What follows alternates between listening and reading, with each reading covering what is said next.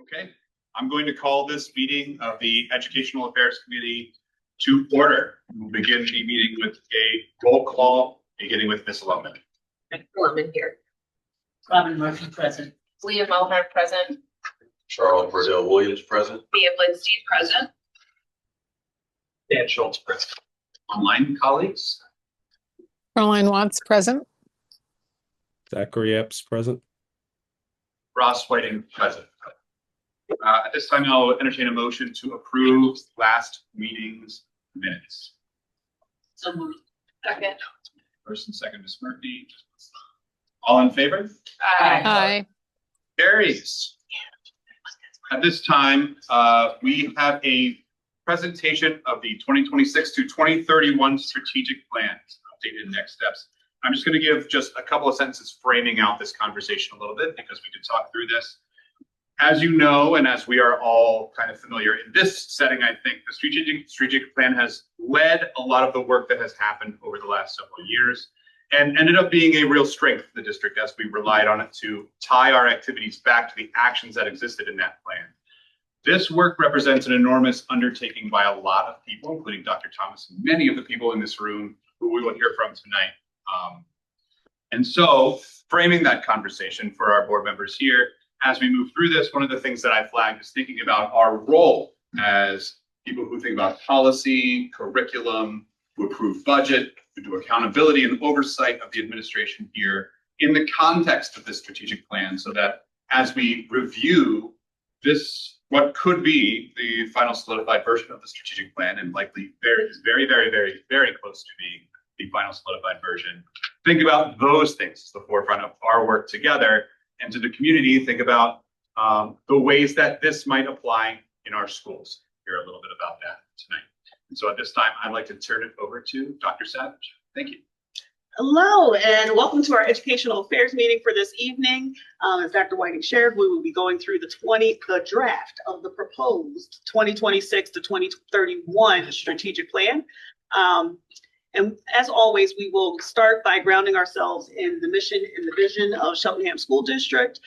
Here in the district, we belong, engage, and we seek justice because we actually are trying to help our community in which all students know they belong, engage, and excel in their learning experiences, and are prepared to act as champions of social justice because our mission is to ensure that our students have the social, emotional supports and well-being and a passion for learning to grow to be the best self that they possibly can be. And I think this evening you will see quite a bit of that reflected in the draft and proposed strategic plan.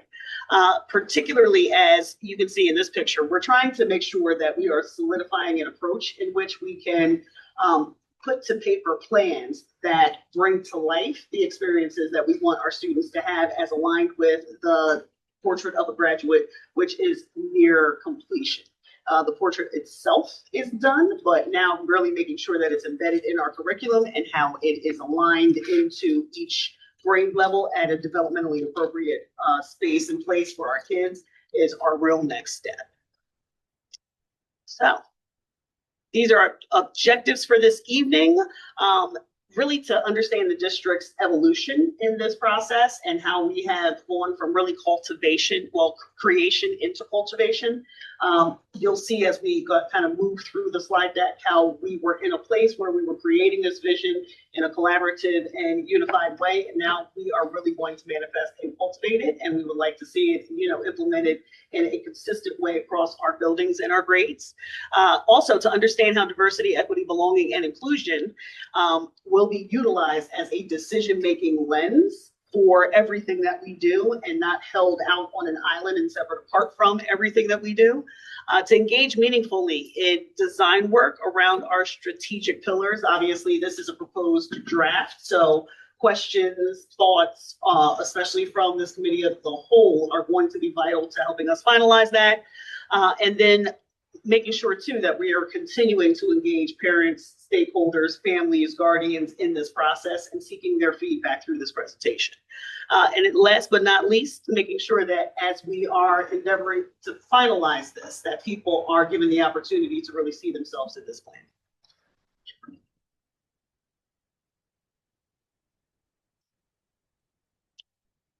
So our commitment from creation to cultivation. And I kind of will lean back here and let Dr. Scriven speak to this because this predates my arrival for sure, but coincided with his. So go ahead, So Dr. thank you. Thank you, Dr. Savage. So I kind of toyed with the number of years, whether it be 8 years or whether it be 5 years. I incorporated 8 years just to kind of honor the historical context because that's when the curriculum audit was completed. And I think through that audit, there was a lot that was just revealed in terms of potentially where gaps existed. So the work actually began prior to me because I was not the one that authorized that curriculum audit. But over the last 5 years, we have been very strategic with onboarding what started as a 3-year strategic plan. And now we're looking at birthing a 5-year strategic plan. So just very excited. And when we talk about creation to cultivation, we're in the stage of creating right now, right? This is higher level. We know we have to attach SMART goals. We know we have to align this with metrics, but this is really about the implementation and this actually being a living, breathing document that you guys will constantly be updated on. And I want to acknowledge the Office of Ed team, the operations side of the shop, because we have facilitators and we have co-chairs, right? And they're all here this evening to kind of present to you the respective pillars which they're championing. So thank you, Doc. And I think I can continue if you don't mind on the next couple slides as well. So when we refer to this slide here, this slide was part of our original strategic plan. And as you can see, there were 7 pillars affiliated with this strategic plan. We have kind of evolved to make this more actionable. And if you go to the next slide, we've condensed that from 7 pillars to 5 pillars. But there's one piece that as a district, I know we really want to stand true to, and it's something that we are going to have to get back to, and we're holding ourselves accountable. And that's why we're putting that as a foundational undergird of all 5 pillars, and that's our diversity, equity, belonging, and inclusion. We call that the Debbie Foundation. And when you look at the wording, we also want to really highlight the importance of the parent and community collaboration. So in the wording, you will see that this undergirding is also bolstered by working collaboratively with our parents and community in a partnership, right? And that is something that you're going to see elevated. And I want to give the parents and the stakeholders credit who helped us get to this point. They really stuck with us through all 4 of our initial meetings, which has got us to this presentation that we're sharing with you this evening. You can go to the next slide, Doc. So when we look at the 2026, 2031 strategic plan, there's the 5 pillars I'm just going to highlight: excellence in teaching and learning, holistic social, emotional, and mental well-being, nurturing climate and culture, strategic communications, effective operations, premier facilities, and fiscal stability and sustainability. And we can go to the next slide. And this is where we'll transition, where I believe it's Dr. Gurman, close. She's almost there, guys. So she has defended. I'm just claiming it in advance. Dr. Gurman will join us at the table with Dr. Savage. And they are our facilitator and co-chair for the Pillar 1, which is excellence in teaching and learning. We do want to give a shout out to Dr. Pimental, though he's not here this evening as he is, approaching the final days of his being with us here in Cheltenham School District. But he actually participated in the session, did some facilitation, and his voice was very well heard here. And we also want to acknowledge Katie Ferraro, who will join us as co-chair and part of our little committee as we endeavor upon this work. So. So we have 3 goal areas that we looked at underneath our first pillar.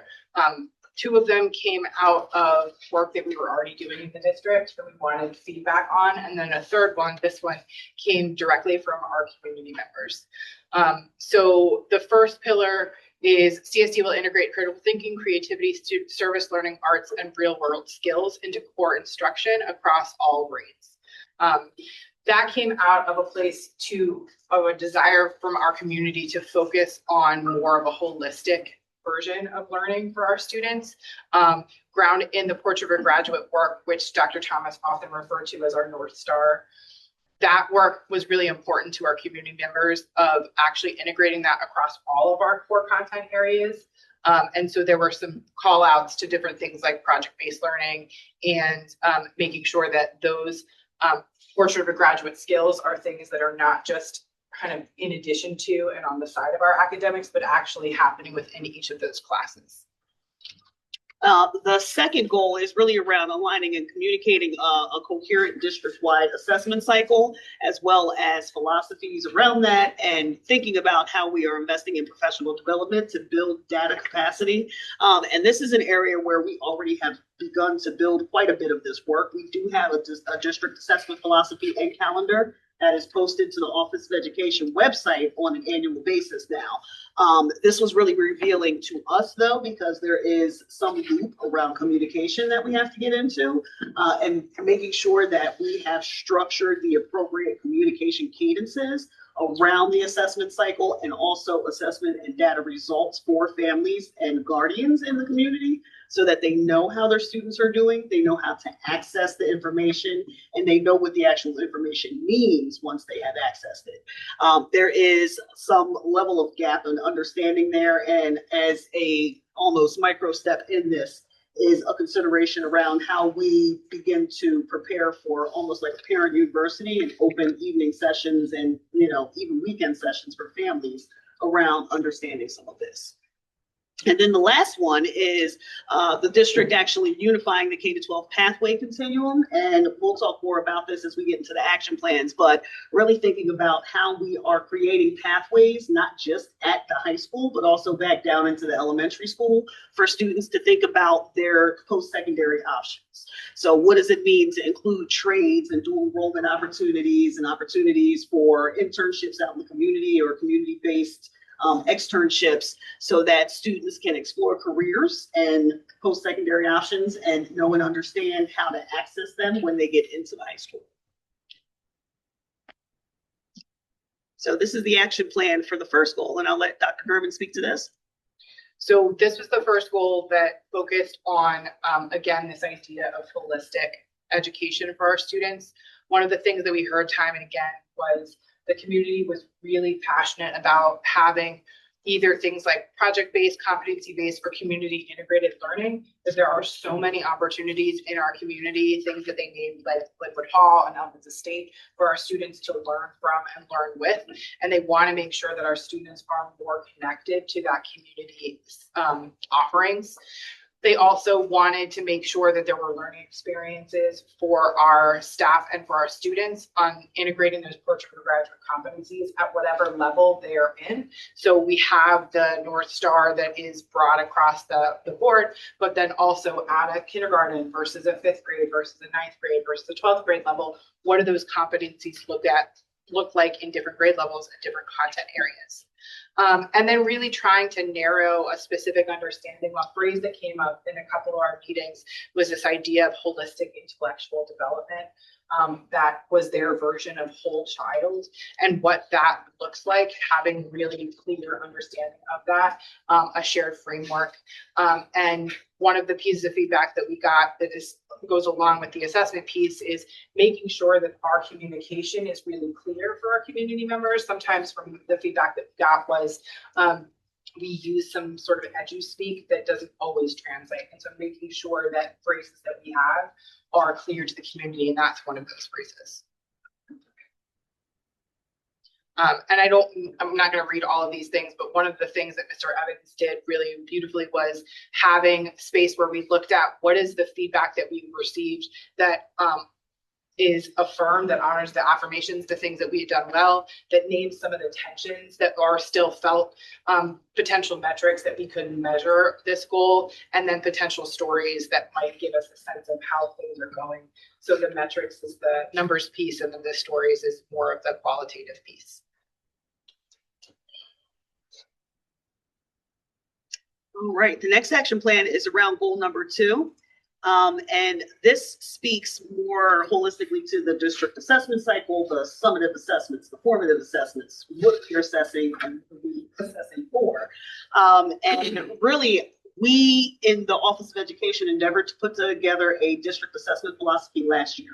And we did post it on the website and communicated it internally, but we just put it on the website and didn't, have a full communications plan around communicating that externally to our stakeholders. As we are getting better and better about providing professional development to our teachers around expectations for the district assessment calendar and the why of why we give the assessments, it is becoming very clear that as we are developing one lexicon internally, we now have to broaden our training and provide the opportunity for families and, for community members to engage so that they understand the lexicon as well. A lot of what we have endeavored to do is around best practice in assessment. The other part that we have been also, I want to say lifting, I don't know if that's the right word, but some of the Pennsylvania Department of Education's mandates, particularly around universal screeners and making sure that we have those systems in place because, that is good for MTSS, but it is also a mandate that has come down from the state. So making sure that we not only have these things in place, but communicate these things is going to be incredibly important. So some of these action steps are things that we are currently in process of doing or that we have already taken a first round draft at and will be doing a second round draft of doing that this summer. So the first one is really auditing current assessment platforms and instruments across K-12. We did that last summer and we eliminated some platforms. We will be doing another round of that again this year as part of the curriculum cycle. As we are adopting high quality instructional materials, we are also looking at digital platforms and we are eliminating what we are determining to have low usage, which obviously saves us some funds, but also lifts some load from teachers because sometimes we don't give them permission to stop doing things, especially if those things have not been effective. So then the next piece of this is really investigating and evaluating best practices in grading. There's been a lot of conversation around marking guidelines and weights for different types of grades. We will be endeavoring with CEA leadership this summer to finalize some marking guidelines. We have already started that work over the past year through CIPD and through conversations with our secondary administrators. And we really want to solidify that and clarify that so that we are able to communicate out to families, the students, and the communities what the expectations are.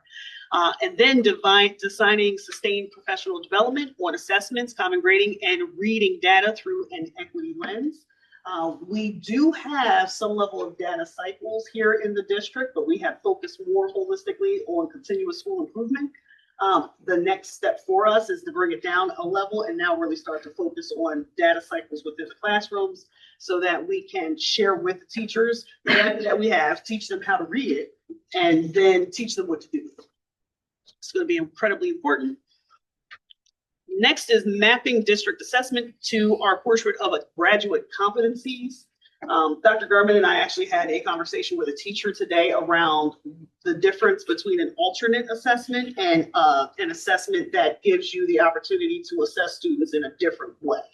An alternate assessment typically is one in which we are giving students an assessment based on alternate standards.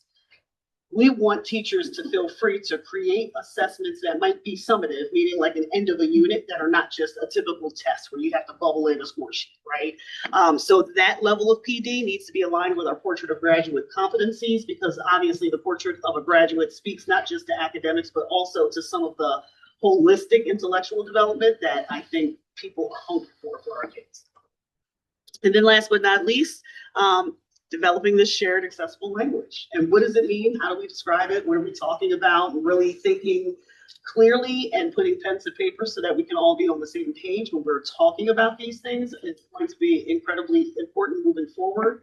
I do want to give a shout out to our teachers, because I think they have, the vast majority of them have really demonstrated huge growth over the past couple of years in understanding what a universal screener is for, and the difference between a formative assessment and a summative assessment, helping to develop common assessments.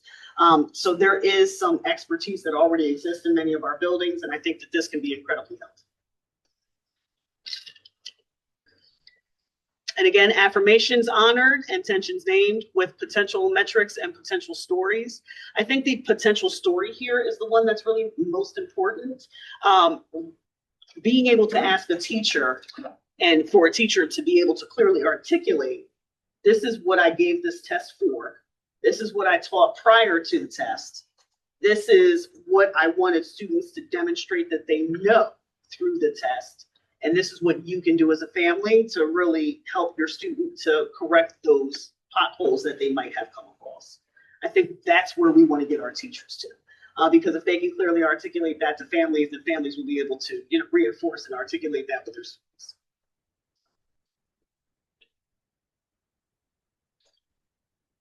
And then the third goal, unifying the K-12 pathway continuum, including trades, dual enrollment, work-based learning, and career exploration to ensure equitable counseling and access to opportunities. I know that sounded like a mouthful, but I think what the feedback that we are receiving is that right now at this particular space in time, we need to explore options for students that are not just college prep pathways in the same way that we have in the past. We want to keep academics at the center and make sure students are prepared, but we also need to acknowledge that many students do not necessarily want to go to college and want to have opportunity for other post-secondary opportunities. So how do we actually build that into what we are doing in the district in terms of our curriculum? And how do we strengthen that pipeline without pigeonholing kids into a particular pathway when they're in the 7th grade, right? Because we don't want to do that either. More than anything, it's about exploration and opportunity, as well as providing access. And the first action step is to really build these intentional touch points across the K-12 continuum for our students, really aligned to the portrait of grad, and then thinking about some of the best practice in the research around career standards. Pennsylvania just put out new career standards that are very explicit around what's supposed to happen at each particular grade band that we will be implementing. The second one is connecting career exploration, dual enrollment, work-based learning, and student career counseling into one coordinated system. And making sure too that that system exists not just at the high school, but also down into the middle school and the elementary school, so that students understand what the continuum looks like, and we have an articulated continuum so that we can share that with the community. Develop and pilot the high school's emerging Panther Paths framework. We actually have a meeting about this tomorrow, which we have put into the course catalogs for upcoming years so that we can organize for students the coursework that will actually allow them to explore something that they're interested in without that pigeonholing, like you have to do this and you have to stay in this pathway once you get into it. More than anything, it is a suggestion for our kids around how to group their courses so that they get an understanding and get some coursework in an area that they might be passionate about. Fourth is providing professional development for counselors and teachers in how we are providing this counseling. Because again, we want to ensure that we are speaking to the EBI and we are looking at all of this through an equity lens. And we have to be very aware that we're not steering students one way or the other based upon what we might think instead of what children choose. And then last but not least, building and expanding industry and community partnerships, including internships, regional partnerships, and work-based learning experiences, because we want to make sure that whatever we do for our students is real world life, rigorous, and based in experience they might actually have when they graduate. Here we have our affirmations honored, tensions named, and potential metrics, as well as potential stories. And I do want to actually here just focus on the affirmations honored and give a shout out to Ms. Collins in particular. Shout out Charlene, because she did a lot of work with Mark Hoff in particular over at the high school around dual enrollment this year, diversified occupations, thinking about PBL, looking at the pathways, and really working to expand seats so that we actually have more and more access for our students as these options are becoming more and more viable for them. And we actually had a substantial increase in the number of students that were engaged in dual enrollment for the experience, but also an increase in the number of students that were engaged in our new internship class, for example. So there's been an already market increase in these, and now it's a matter of organizing them and presenting them in the appropriate way. So that is the end of the first pillar. Questions after each pillar or at the very end? We can pause for questions. Does anybody have questions in this phase? Mr. Schultz. Thank you. I'll kick things off. Thank you for this. It's always exciting to see strategic plan updates. That's a meta comment, everyone. Best night of the year.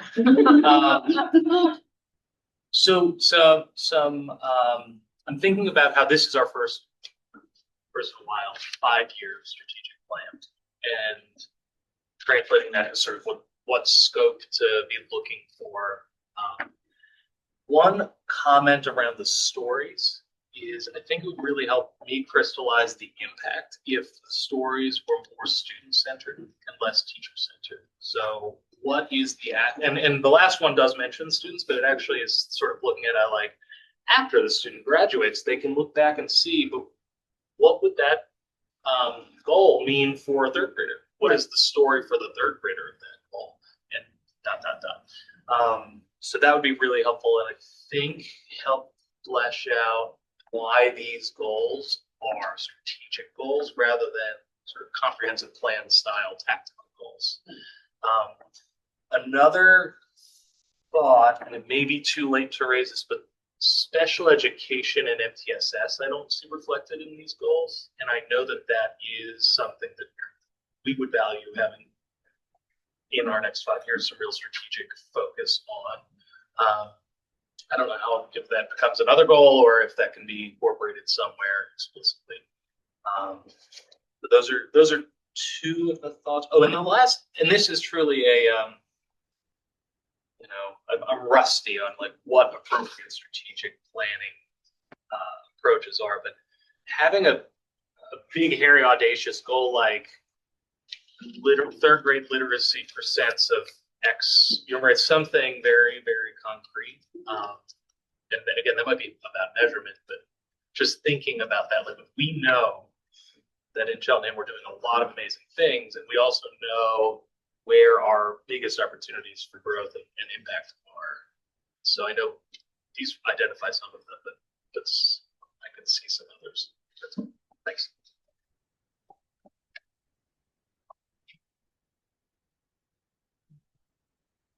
Any other comments, board comments or questions?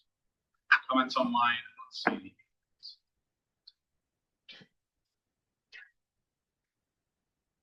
Smaller. Thank you. And I know we talked about this at the beginning, and I guess this, I'm clarifying, and my guess is this will apply to all of them, is that, right, this is not our finished, this is like the work where we are now. It's going to continue this summer. So will we see eventually, like, especially for this particular slide where it shows us what the metrics could be, like an example of the story, we will see more of those? Is that the idea? So, because the metrics are the things that actually tell us if we're meeting the KPIs. the bucket or not. Yeah. Right. Yeah. I know when you think about performance indicators, and eventually these action plans will be flushed out into implementation plans that will carry actual performance indicators and metrics. And that is more where we'll start looking at, for example, PSSA scores, percentages of students that we would deem literate based upon our universal screeners, participation in pathway programs, which pathway programs are aligned to which courses, and how are we looking at and monitoring the actual registration or course requests for these courses. So all of that will be worked out in greater detail, but I mean, obviously we didn't want to work out. No, I just wanted to hear explicitly to make sure I understood that, because again, that's how we really work. Can I defer to Mr. Evans? Yeah, just one qualifier here is that this is from the community. These are community developed stories and numbers. What we try to do is kind of pick the overall sense of the people in that room over those 4 meetings. This is what they're telling us they value. Doesn't mean that we can't then add to it, or so every time you see this, it's direct feedback. That from is very helpful. Yeah, no, appreciate that. Great, thank you, Ms. Ball. Other comments and questions? I'm sorry, just 1 second, chat. Would you mind taking a second and explaining your role in kind of this? Because you just provided a great deal of context, and I want for the recording for us to be aware of your. So again, I've had the pleasure of supporting Cheltenham with the strategic planning process. And I work with the Bucks County Intermediate Unit, where I provide support for comprehensive planning, strategic planning, profile of graduate work. And my job is to come in and support your community and be an active listener and try to make sure that you're getting what you need from it. So it has been such a pleasure working here, getting to know not just the administrators, but kids. I've had a chance to work with students in high school. So I am here as an observer to report questions, but I'm also happy to share content. So thanks for that. Appreciate it, and thank you for being here tonight. We appreciate it. And Mr. Evans was an integral part of our portrait graduate work too. So Absolutely.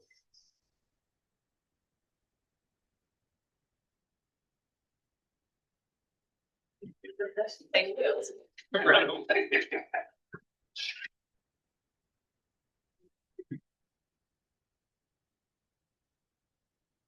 Now we welcome for Pillar 2, Ms. Smith and Dr. Catherine.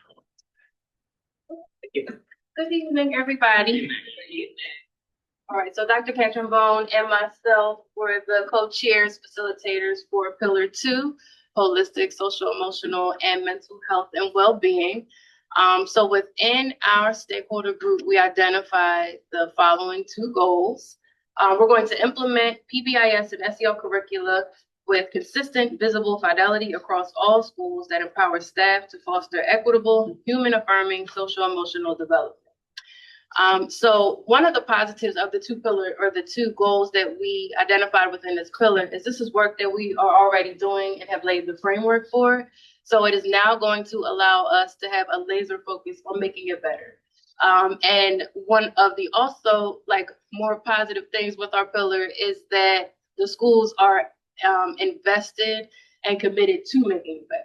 And you can see that based on the reports that I give you every year and the work that they're doing to improve their PBIS initiatives within the buildings and how we are now implementing second step SEO curricula within the buildings as well. Some with more fidelity than others, but having the tools and the resources available to them to use it and providing them with the training that they need. And then for goal 2, it's CSD will forge intentional vetted partnerships with community and mental health organizations, prioritizing equitable reach and cultural competence. Again, something that we do every year. As we close out the year, we're analyzing what supports and what partnerships we have, what worked well, what didn't work as well, and how we can create more visibility within the community. And it's always alleviating the boundaries to parents and families getting the support for their students, whether it is us providing it in the building or giving them the linkage to the resource in the community. And with that, being creative in what we can then bring into the building. So we are having conversations already to close out this year about what resources we'll be able to provide families to alleviate the barriers to linkage to the mental health supports and clinical support. I think we always do well with our staff counselors and our lakeside counselors, but it's providing that additional clinical therapeutic support. We're looking to really address that need. And so, as I stated, conversations are already being had and in our various buildings. So we're making this specific. It's not general. We are assessing the need of each building and addressing the need of each building by forging these particular community outreach and utilizing the services that we have around us.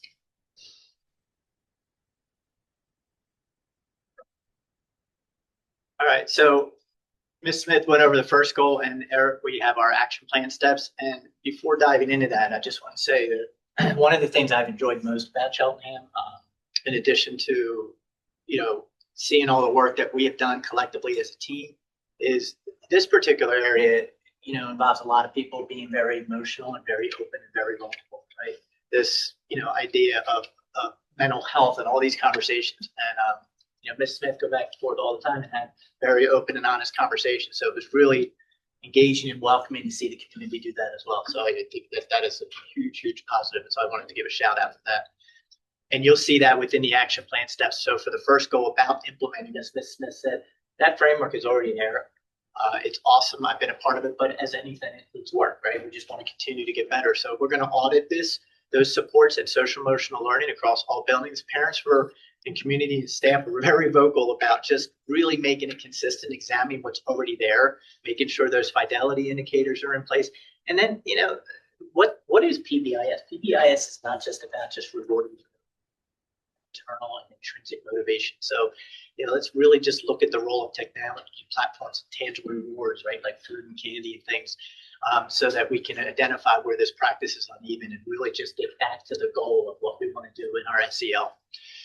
Develop and document that shared framework, prioritizing relationship-based teaching, right? There's that sense of diversity, belonging, inclusion, right? Reflection and that intrinsic motivation. And we're already seeing other districts start to really come to bat about like this is increased amount of screen time. So we already know that that's part of what our children are exposed to in and out of school. But we can also control that by not making it also part of the acknowledgement and part of the reward system. The state design that sustained timely PD, right? The teachers and staff, all staff and administrators need that constant professional development to continue to build that capacity in those competencies, model those expectations, right? And so that, and also, looking at it through the lens and responding to incidents through that trauma-informed and anti-bias lens. We're seeing, again, that throughout the community, but, let's be real, we saw that really, really surface here in Cheltenham over the last 6 months. So we want to be committed so that, we are looking at it through that lens. We also want to be sure that we are keeping those things in place because as natural change happens, staff turns over. We don't want the staff to take away the good things that we've done. We want that culture and climate to be consistent and be sustainable over time. Defining those clear protocols, again, for that communication following those incidents. Incidents are going to happen. Right, but what we do and how we respond is the most critical thing. So we want to make sure we include students, families. What can staff expect? Who's responsible? And also honoring privacy, right? The FERPA and the HIPAA that we're bound to, so that the silence after these incidents is now replaced and people understand what they're going to get that consistent, calibrated response. And then going back to what I appreciate, and I'm sure we all do, is making that social justice dimension of the district mission explicit. It was so encouraging to hear things being talked about without hesitation. Racism, classism, microaggression, the conversations just flowed. And it has to start with the conversation, right, before that action can be implemented. But we need that in distinct forms and distinct responses so that Debbie work that we talked about, Dr. Scriven mentioned, which is the underlying work of all our strategic plans, helps us to move forward with that general language into specific staff and student practice. And just as an update, all of our buildings did meet Tier 1 fidelity for PBIS this school year. And for the first time ever, we have 2 buildings that met Tier 2 fidelity, 2 of our elementary schools. And then one of those elementary schools is going for Tier 3 and took the steps necessary this year to meet Tier 3 fidelity for next year. So we're definitely making some improvements. Always goes wrong. So some of our affirmations, tensions, name, potential metrics, and potential stories. I would say from this part of our conversation, what I took away most was the disconnect between what we're doing in the buildings and then the parents' understanding of what we're doing in the buildings. I think PBIS is very forward-facing. In our elementary schools, the parents are very well aware of what the expectations are and then how those expectations are being reinforced.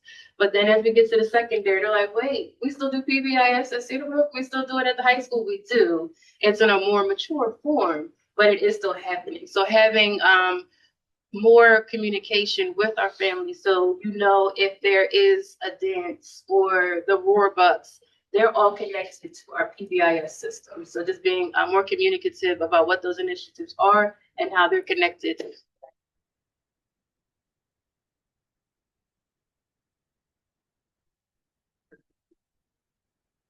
Right, so Our action plan steps for goal number 2. Okay, again, just reiterating the forge intentional vetted partnerships with community and mental health organizations to prioritize equitable reach and cultural competence. We want to look at catalog and evaluating current partnerships across the district, right? Including which schools they reach, which populations they serve, and so that we have that equal coverage so that gaps and overlaps are visible before new partnerships are added. Sometimes we like to look for that shiny new toy and we don't really look within because sometimes those things already exist, and that's what we're finding. Develop selection criteria for these new partners, honing in on that Debbie commitment, all right, that cultural competence, reaching those historically underserved communities, capacity to serve families across all racial, economic, and linguistic lines, so that expanding the menu does not mean expanding access while leaving others behind. That's really important because sometimes you can move so far forward, you're forgetting some of the groups that aren't staying and keeping up. Provide that professional development for staff on how to refer to, integrate, and leverage those partner services. Again, staff come and go. Sometimes people know they've been around, right? They know who to call. They know the different ways to get what they need. Others may not, so we want to make sure that that's consistent so that all the buildings know and have those people that can reach out, and so there's equitable access there as well.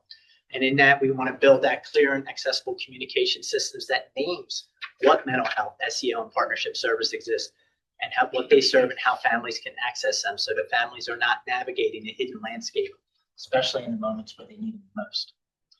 And then again, the community was great about thinking of ways to do that, the go-to ways in addition to our outside, partnerships that we have across the Cheltenham School District. We have internal, such as the parent, teacher, and PTO, and that awareness and family engagement around that, including that holistic family engagement, right? So we don't want to just make it what we have long done, which is, hey, we have the service delivery model. Look what's on our website. It's here. It's available for you. But make it a path to really strengthen that family and school connection. And then another common theme with our second goal was the information that we share with parents. I've reflected on this particular feedback because we're not gatekeepers. We want to make sure that our parents are aware of what resources are available. We may have a wealth of resources that we know are available, but if they don't, then they can't properly advocate for their child. So I know that we have collaborative conversations, but in that instance where it's maybe a silent issue and they still want the support, making sure that it is somewhere visible for our families to access, to know what's available to them. What counseling agencies are in the community close to their homes that take a wide range of insurances and giving them various options. So they can take the agency on their own if they need to, and also knowing who to call within the district that can support them, whether it's our social workers or whether it's a counselor at the school, just being very clear about how they can get that support if they request it. So another thing that was brought up in our groups was to get student feedback, and that's what Mr. Schultz mentioned from the first pillar. And we have PBIS surveys for our staff members, but we don't have them for students. We don't have them for parents. And so getting that feedback from them about how they feel these initiatives are working within the building will be helpful for us as we're working through these two goals of our pillar. And that is it for us. Any questions? Any questions? Comments? Mr. Schultz. All right. Thank you. There were two things. One overarching aspect of this pillar that I suspect might have really strategic impact would be thinking about the parents' role in both of those goals, or maybe even having a third goal that is really focused in on the parent part, the family partnerships, and two is about community partnerships, but parent partnerships and family partnerships, because we just know that if a parent is involved, they will have a real impact on the students' social and emotional wellness in the school district. I don't know the answer to that, but it'd be great that. The other thing, and this might be actually just because it's around the corner, problem. Now, I'll knock on wood because I want it to be around the corner. Cell phones and just the role of cell phones in social, emotional, mental well-being in our district. I don't know how long that's going to take for us to hone, but it might fit in the scope of the strategic plan. So,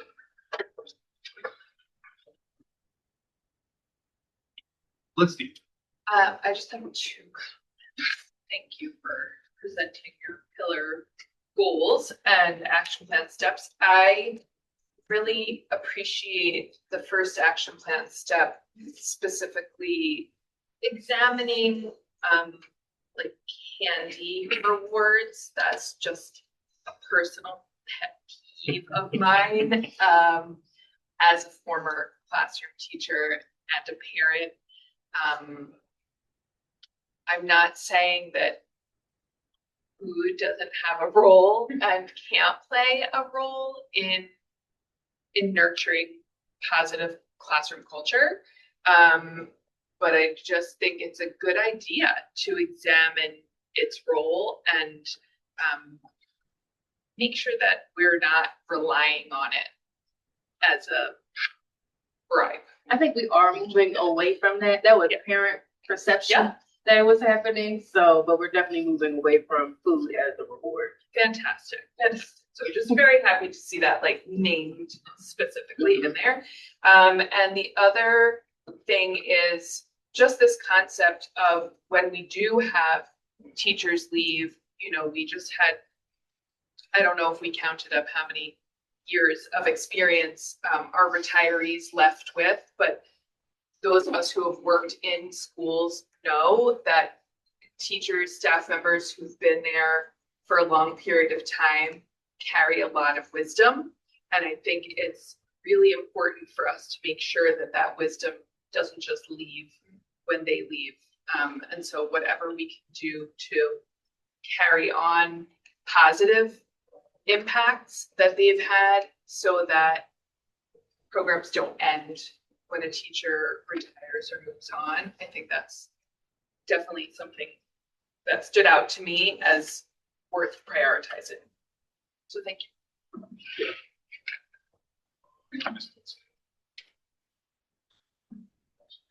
It looks like there are 2 bubbles on our worst section. Up here?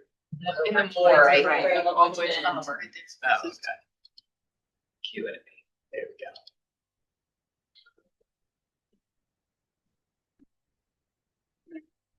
Great, I can see it. Okay. Mr. Hickman, if you could also, in the question and answer area, put your name and where you reside in the township as well. We just keep a record of how people are affiliated with the township and the school district. Second question is, while improving students' mental health, how does the district intend to protect students' privacy rights and adhere to respective FERPA laws around student mental health privacy? Great question. So we don't make any linkage to services without the parents' consent. Unless they're 14 and over, then they consent for themselves. But we're not sharing information how, and even the service providers, if it is clinical, they are bound by FERPA themselves and are only able to share information that is appropriate, even with the school council.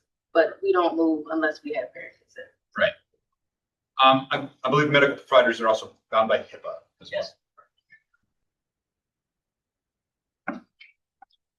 Mr. Schultz. Apologize for the follow-up. Just neuron flared. I just went through the mandatory school board advanced director training that you have to do when you get rehired. And one of the sections was on trauma-informed, trauma-informed practices.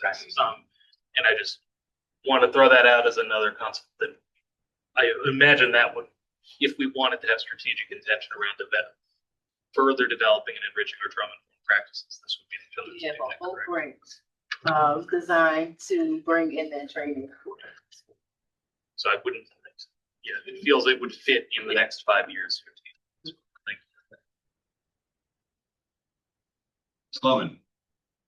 I guess I think I'm trying to piece together actually exactly what it is that we're looking at, because I did not actually take part in the strategic planning process. And so and you sort of already said this, but is this the plan? No, this is not the plan. This is not the plan. I'm happy to speak to it, but I would defer to. Yeah, I can answer it as well. So these are the goals that have been identified for the 5 pillars which we have selected. So we have to now take these goals and put them in a SMART goal format, and then also come up with actionable metrics which will clearly delineate our progress towards meeting mastery in each one of these goals.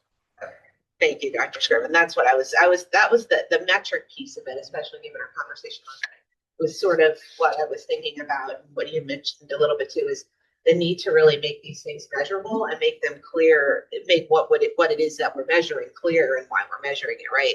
And I do agree that I think that I don't know exactly how this gets fit in here, but I think that continuing to use and improve on our MTSS process, which I also think is an area that we could communicate better to families. Hold on to that. Okay, is something that we could definitely work on. And I really, of course, think that we have to do continuous improvement with our special education program. And where that sort of fits in here, I don't know if it's under 2 or 3 or 1, 2 or 3 or all 3 of them somehow, or I don't know what 4 or 5 is, but I would strongly encourage us to figure out how to sort of make that explicit so that then we have measured things that we are actually measuring our progress.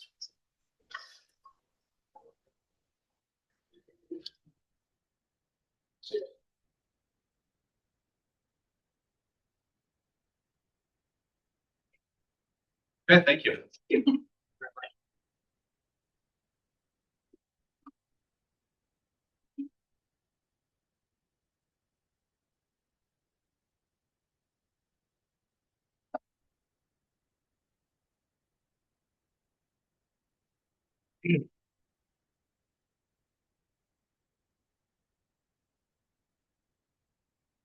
So as I jump in as the sole individual for Pillar 3, nurturing climate and culture, I do want to emphasize that you are going to see where a lot of these goals are going to kind of integrate across multiple pillars. And again, reiterating the fact that we really tried to honor the voice of our stakeholder groups that were at the table. We still have work to do as central office in terms of how we're going to operationalize what is kind of a high level goals at this point in time.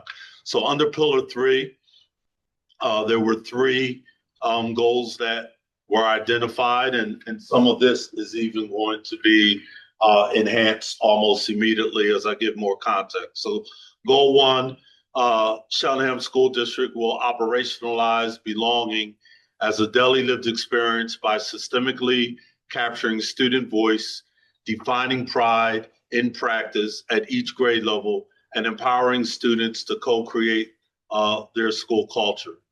The second goal, CSD will implement findings from the Center for Safe Schools and district safety assessments by developing transparent, level differentiated safety plans. Goal 3, CSD will launch a climate and culture dashboard that integrates quantitative metrics with qualitative narratives over a 5-year timeline. So let me clarify. I'm going to stick to the script. Let me start with goal 1. and we'll go over those action plans, but I will clarify things as we move through. So when we talk about define what pride looks like at grade level, I want to bring to your attention that PRIDE acronym really is solely affiliated with the high school. And one thing that came up through conversation around PBIS is how is that differentiated by level? So PBIS clearly looks different at the elementary level versus the middle school level versus the high school level. At the middle school level, it's called Respect and Roar, is affiliated to their PBIS. And then at every elementary level, PBIS looks a little different.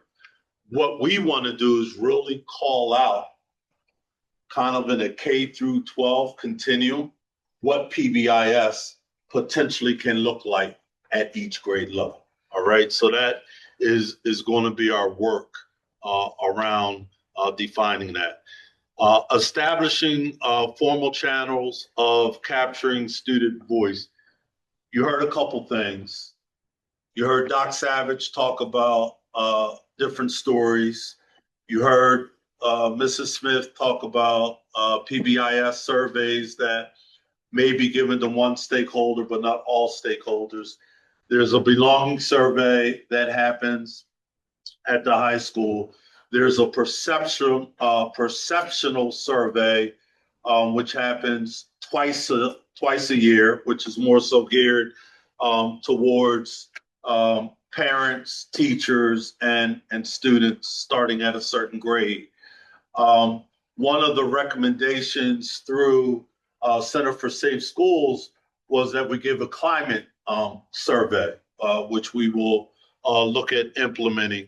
But then also, how do we proactively put out the narrative of students in terms of their lived experience? So we have students that are interested in, there used to be radio station, I believe, channel 42, or I might be saying that wrong, but they want to reactivate that. Dr. Savage has done a lot of work with Elkins Estates in terms of the podcast. How do we acclimate that? When we think about Portrait of a Graduate, how are we capturing and telling those stories, again, in that continuum of what the lived experience of our students are? This is going to be memorialized in this document, but it doesn't, in this pillar, but it doesn't mean that it won't cross over to other pillars. Create structures to allow students to shape the culture they experience. Student-led climate work. So I've tried to do this some at a smaller scale in terms of my Superintendent Student Advisory Council. How do I take this to a larger level in terms of not just having meetings within the four walls of a library, but how am I proactively having students come up with actionable projects that they feel can make a difference in their respective schools? So I'm going to be working with administrators based on the data which we've collected from past surveys to figure out what is that going to look like. Perfect example, board is very interested in having some level of student voice. We've been kind of doing that through our student council at the high school level. What does that look like and how early can we start in terms of having our students play an active role in doing some type of reporting out on what their lived experiences are in the schools, right? We need to have multiple ways that students are telling their stories consistently, and we're honoring what that looks like. In doing that, when we strengthen that positive narrative of CSD, this is what I'm referencing. These student-produced, student-centered storytellings. But we have to plan this out in advance, in terms of what that's going to look like, because then when we start in the beginning of the school year, all we're doing is working the plan. Last one is provide professional development around, and this is unique. So receiving constructive criticism is something that everyone does not do well, right? But how are we collecting from a student perspective of what they feel is working versus what they don't, as it relates to culture and climate and even the instructional process? Do they actually feel that as educators, we're meeting their need? We've had a couple instances where our student ambassadors have reported out to the faculty what their actual lived experiences are by student group, by subgroup, and it was well received by staff. So we have to do more of that work, but we have to build that out in advance.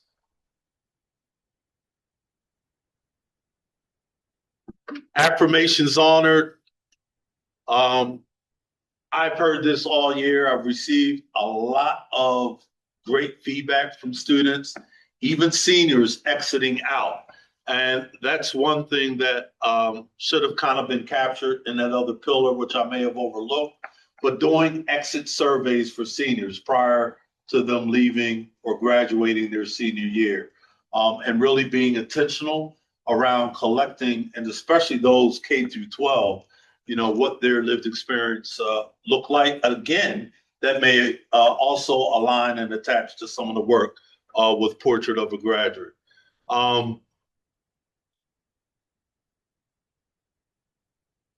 Potential metric is this the number of formal student voice channels active across grade bands, paired with growth in student-led culture initiatives.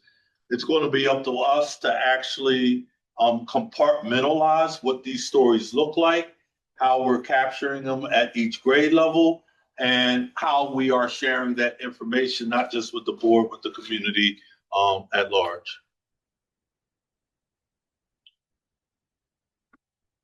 So when we get into action, our second goal, CSD will implement findings from the Center for Safe Schools.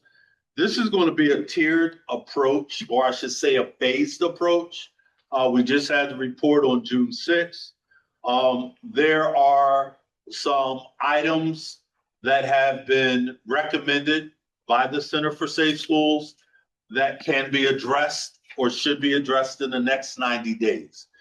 So when I come back in August, this will be a standing report for me, or a standing agenda item of my superintendent report.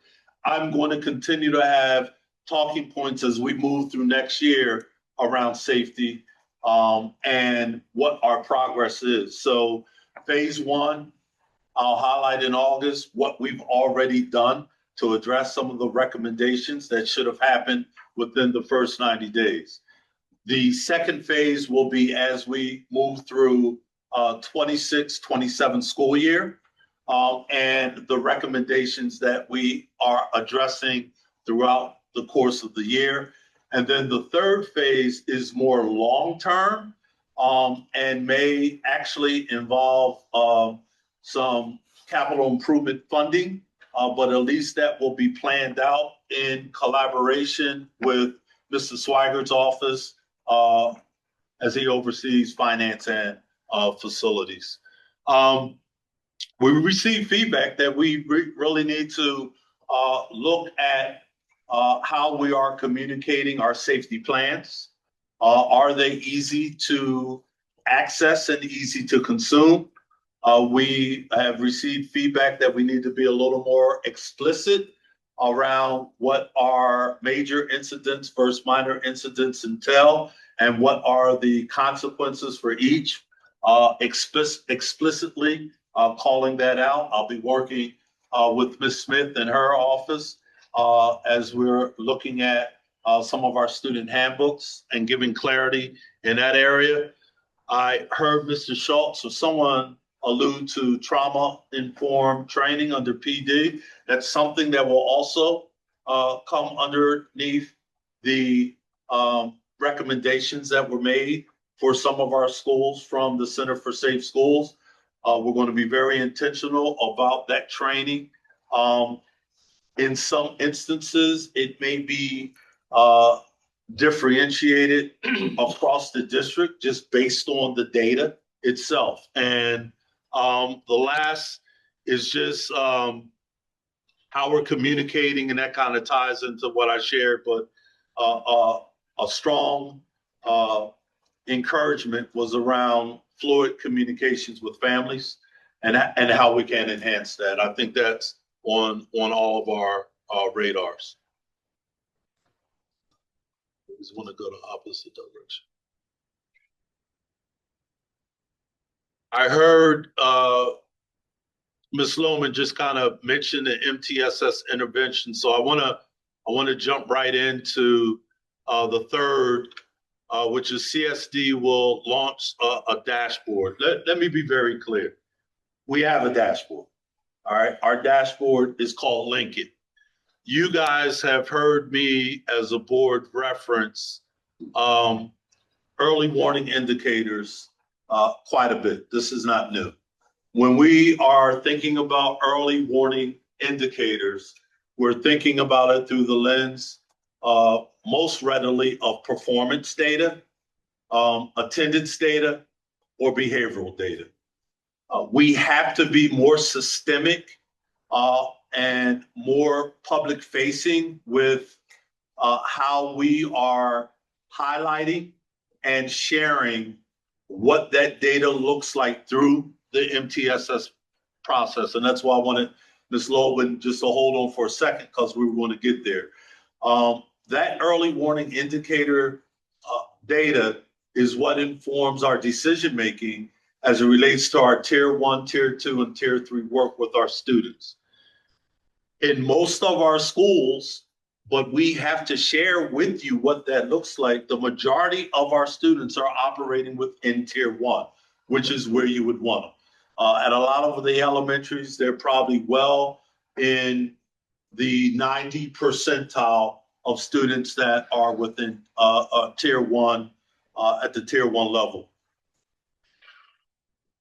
As you like to see disaggregated data, though, as we move from tier 1, what is our data then looking like at tier 2 and tier 3? What are those interventions? What are the number of students that have been identified? And what does that look like by student subgroup? When I talk about that, these are the types of things that we're going to be holding our principals and all schools accountable for articulating to teachers, and that we will have monthly reports, which we will share with the board, which is going to really give not just you, but the public a real clear snapshot of what we really look like as a district in those 3 areas: our performance area, our attendance area, and our behavior area, which I think is going to be paramount with just transparency holistically. Some of the other items, I talked about the surveys already, the perception surveys. I talked a little bit about the level appropriate. This is going to be differentiated, and Lincoln already does that for you by level. So it may look a little different in terms of the indicators that we're looking at, the elementary versus the middle versus the high school.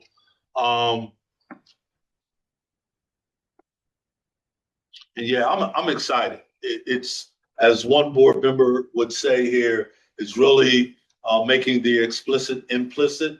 And that's where the metrics are going to really come into play. You will see clearly what we're calling out, what we're monitoring, and how we are month by month demonstrating incremental growth in each one of those areas. And then what are our resources aligned to our strategic plan going to look like to support the varied needs of students throughout all of our buildings? When we think about link it, the Swiss data, the PBIS data, our student information system that we use. There's multiple data sources that link it draws from. And that is what gives us the reports that we will be relying on.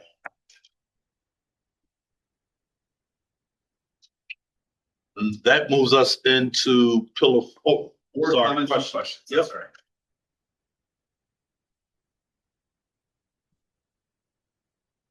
Right, Mr. Riddell Williams. Just a comment. I recognize that we have Linkit as a dashboard. Been on the board now 7 years.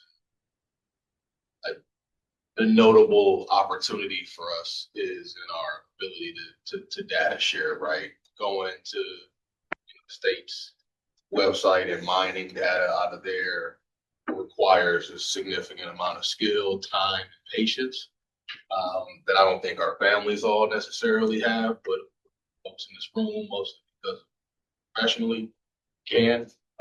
So very encouraged to see that. It is whatever capacity, like we build that out. I love where we started so far. But do want to just think about what the parents shared and what the community asked for in that regard. So I think there's a lot to be said about that, just in the things that we've discussed, PBIS, MTSS, all of the different acronyms and programs that we have, like that dashboard, being able to connect all of those tools, techniques, pedagogy, and the strategic plan to actually real data points. I think that's actually one of the more critical aspects of communication. So just want to just highlight that and just reference the fact that, like, yes, encouraged that we have a specific goal around that, because what we've talked about in the past is, hey, let's just create something to track how well we're doing with the strategic plans.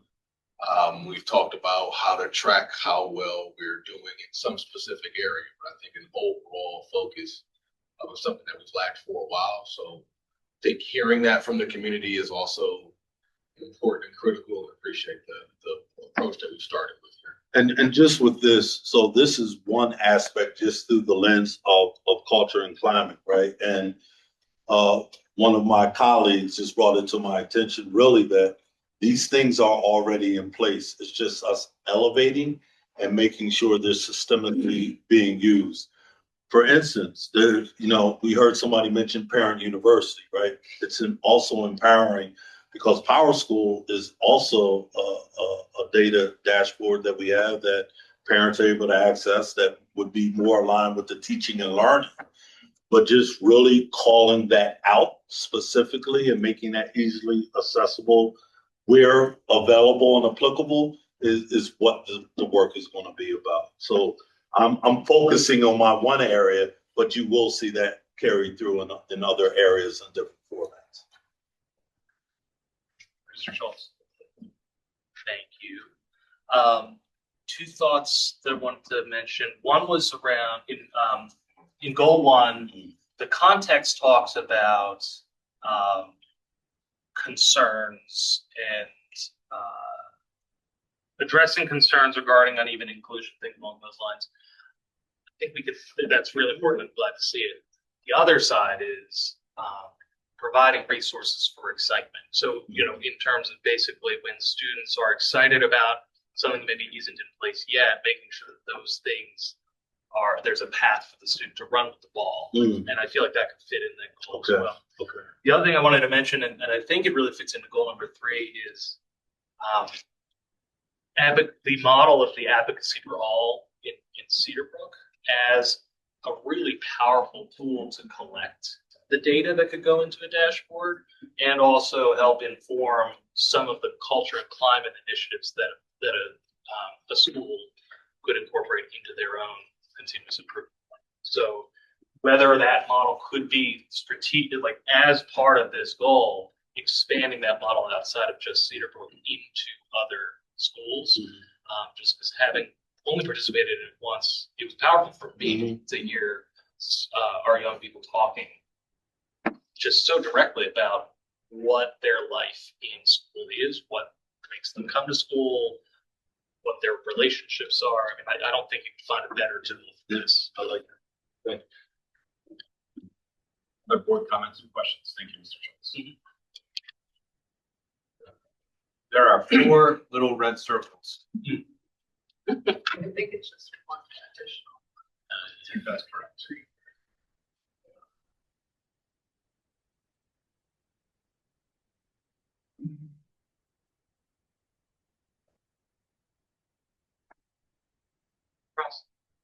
One second here. Just to Mr. Hickman, I do appreciate you being here and listening to today's comments.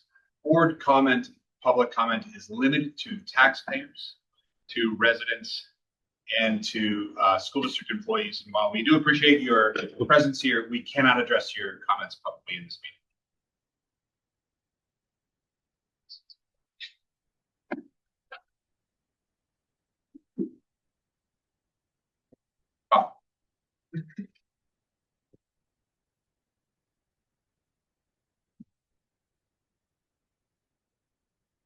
Good evening, everyone.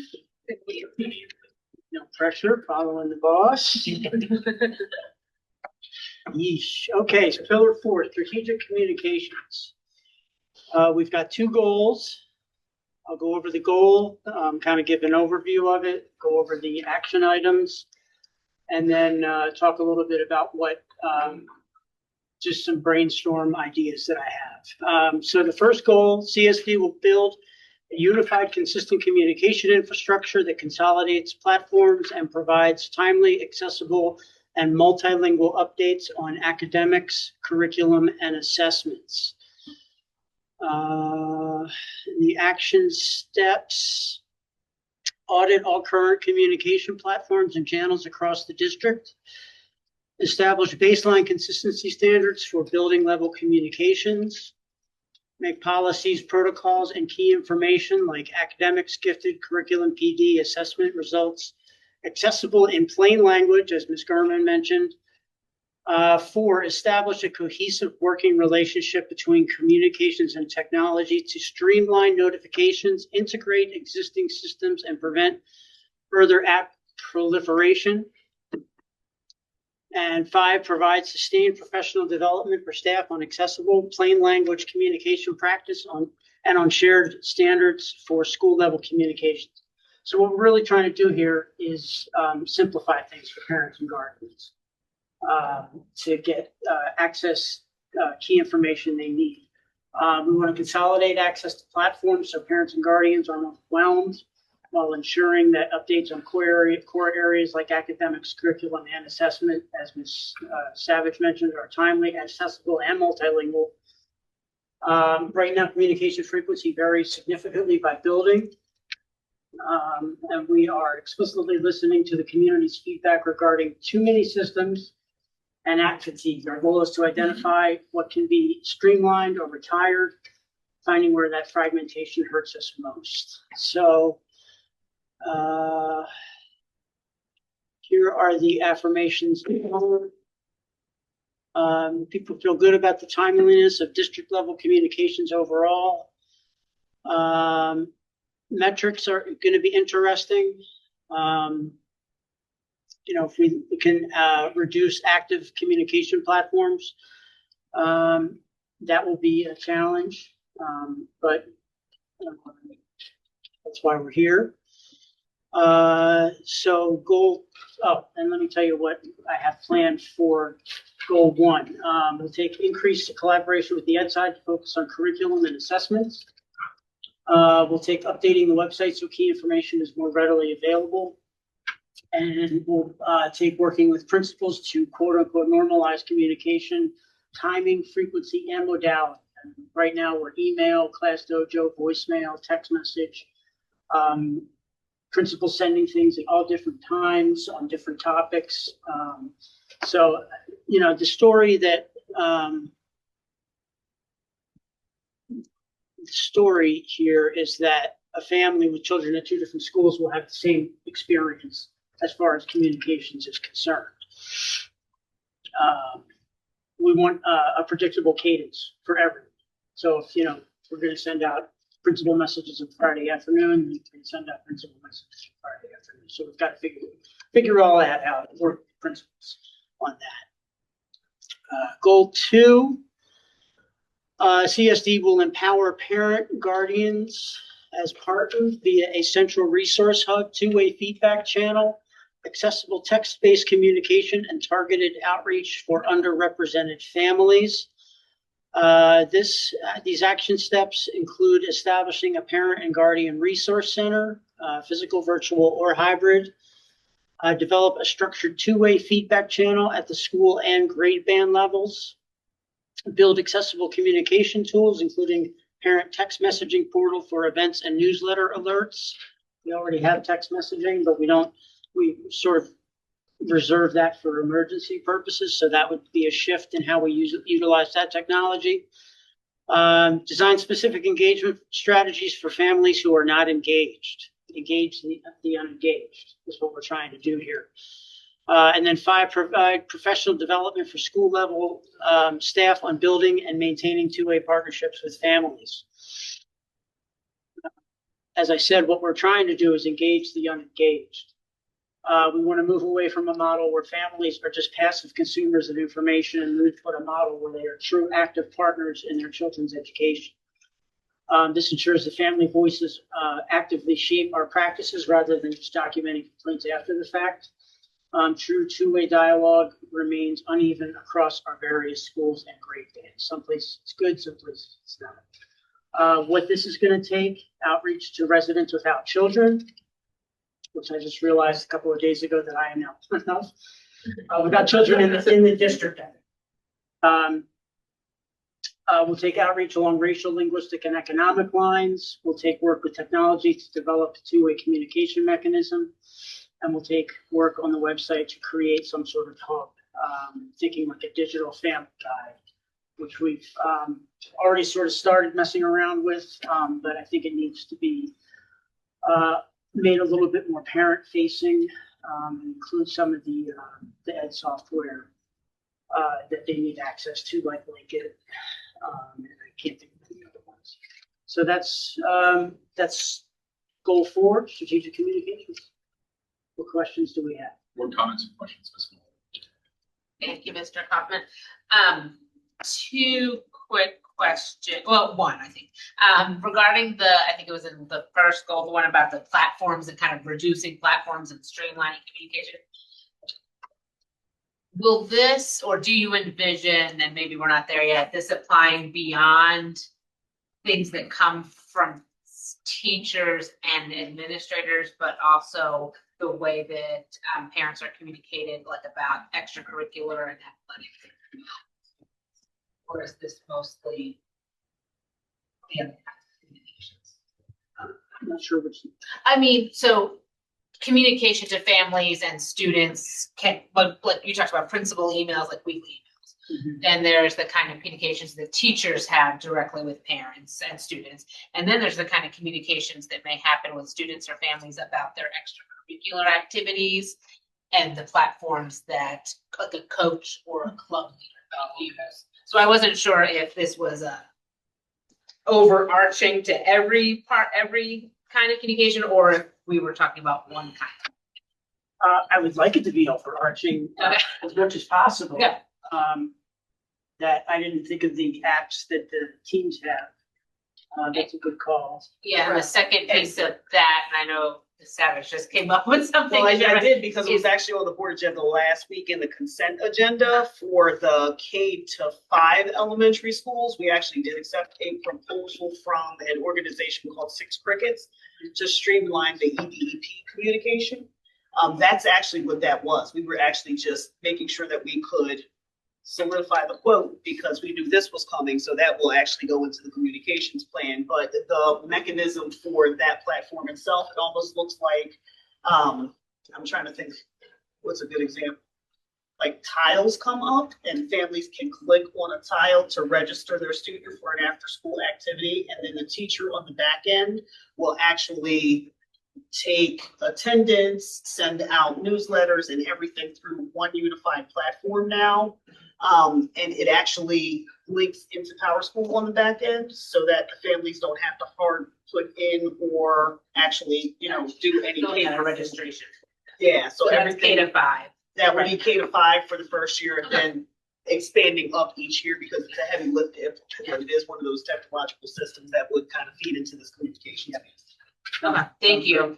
The other thing, like the second or another piece of that, and this gets maybe way beyond, I don't know, beyond this scope, but to be thinking about, when we're talking about communication and sharing information, we're thinking about equity and student participation is the way students communicate directly with each other. And I know that might be getting too far out of, it is communication though. But I mean, a lot of students, especially at the high school, the way students communicate with each other about the clubs that they're responsible for is mostly through social media. And so how that mirrors with like talking about less tech and, less tech in schools, and maybe they're not going to have their phone. So how, again, I don't mean to get too far into it, just kind of flagging that as another piece of this. One thing I really recognized was that these goals were very parent and guardian focused. Yeah. So student-to-student communication wasn't really something that was talked about, but you raise a good point. Yeah, just kind of, to me, thinking about all of those different things, just wanted to at least hang in. Thanks. Mr. Schultz. Thank you for this. A couple of thoughts around, there are two distinct lines of thought. One is around, in past strategic plans, we've invested a lot in branding. And I think that it would be prudent to incorporate some goal related to use of brand, or further development and incorporation of brand, so we don't let that shrink over time. Okay. I also, actually, sorry, three thoughts. That's thought one. Second one is around students and whether we could, a way of even threading across pillars within incorporating communications pillar on our other student-centric pillars, amplifying student voice. Are there strategic ways we can do, and maybe that's part of branding, like help amplify not just student achievement and not just student stories, but the voices of the students. Yes. I think to a Facebook post that recently came from a student and received, I think, 600 likes, right? Compared to your average 20. Anyway, and so I think that's really powerful too. And then the last is around goal 2. It prescribes the idea of a central resource hub, which I think is a great, like, I'm very excited about bullet 2, and in particular, the idea of two-way feedback channels. And thinking of communications not just as outward, but as a way of building a bridge with our stakeholders. It occurs to me that it's a great opportunity for us as a district to empower teachers and principals to help build that bridge through best practices, tools, and a centralized hub is one of an arsenal of good strategies, but I think focusing only on a centralized hub for this goal versus the vision for what we want, which is parents and families to feel connected in a two-way street and have the folks that are talking to them have best practices in communication, because that's where most of the communication is occurring. So, I don't know if that made any sense, but okay, great. Thank you.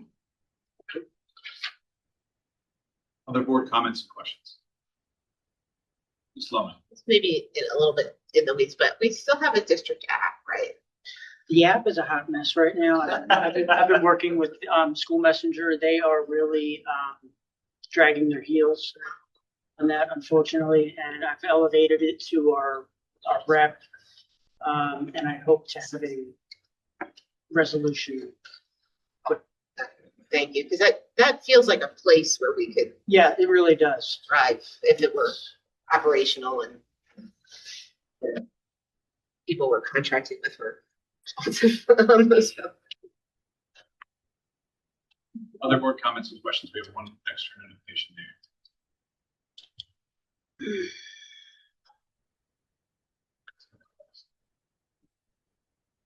Okay. Okay, thank you. Thank you, Mr. Coffin.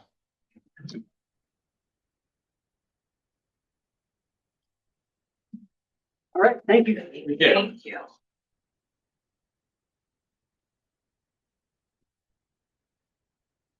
Next, we have Mr. Swigert and Solomon. It's just like an She's like, yeah. Mr. Swigert, welcome.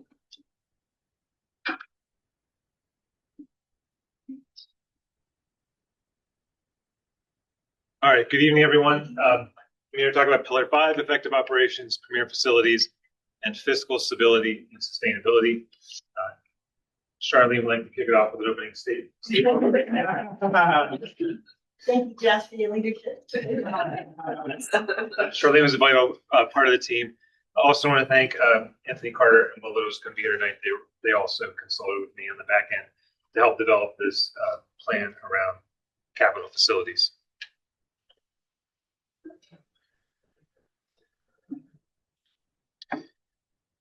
All right, so goal number one was, to summarize, was to create a long-term roadmap aligned with financial resources to develop the district's underutilized capital assets. And essentially what that conversation with stakeholders manifested itself in was, what are we going to do with the district's oldest assets? So that would be, how can we improve Cheltenham High School to better accommodate students? What are we doing with the Elkins Park school site, now largely referred to as Cedar Brook East? And I kept having to interject, what are we going to do with the admin building? Because that wasn't particularly a concern, but from a just an operational standpoint, it's our oldest facility needs to be addressed.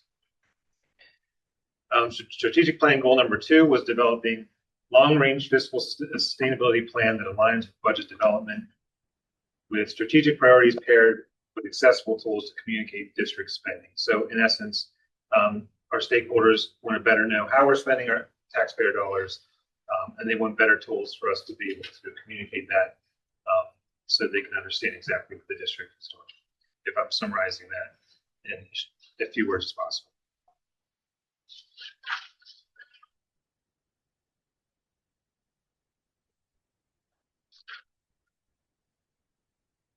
So I'm going to go a little off script. So we're talking about capital assets.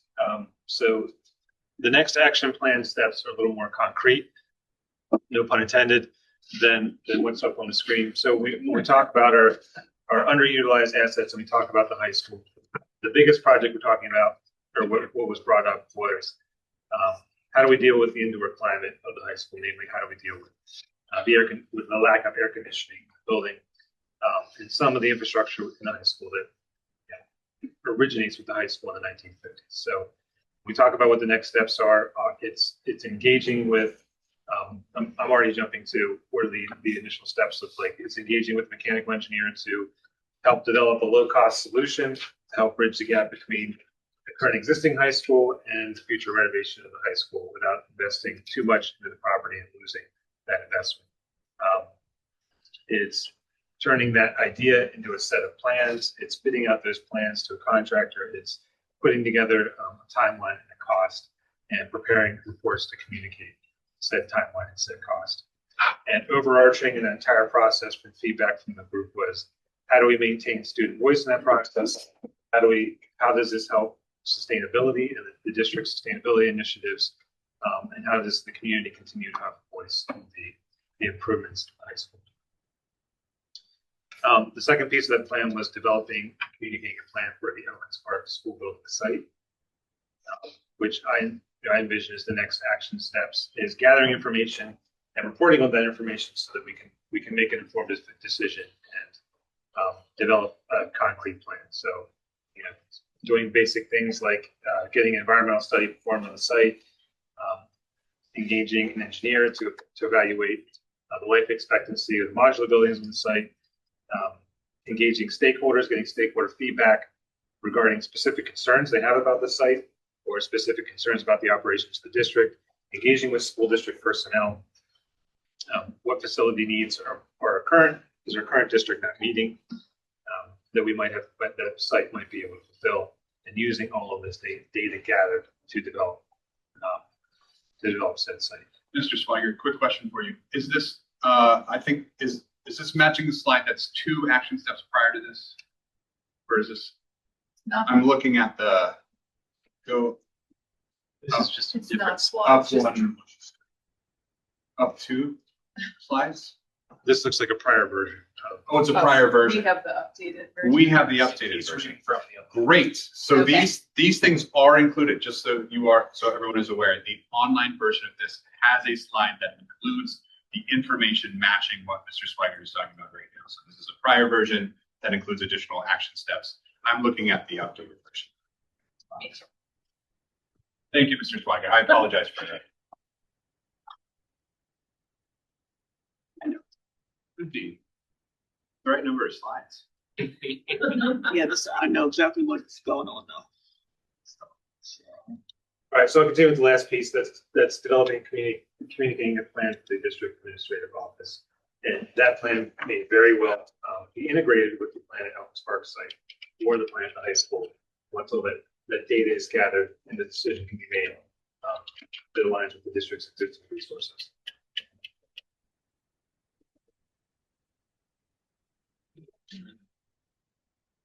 We're going to get the right slides.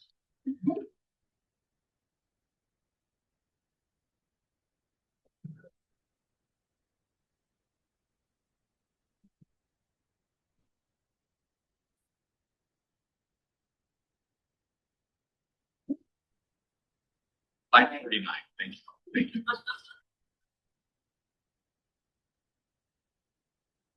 Equal. That makes.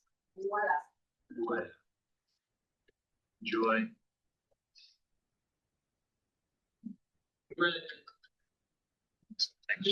Okay, now this is the matching information with what Mr. Smith was talking about. I actually think this is particularly important that this be codified also in the sharing. That's why I bring it up. Only because this is a major part of the district's activities over the last several years, especially ones that have implications to our residents and taxpayers and our students. And so I wanted to make sure that this got a little bit of recording time as well.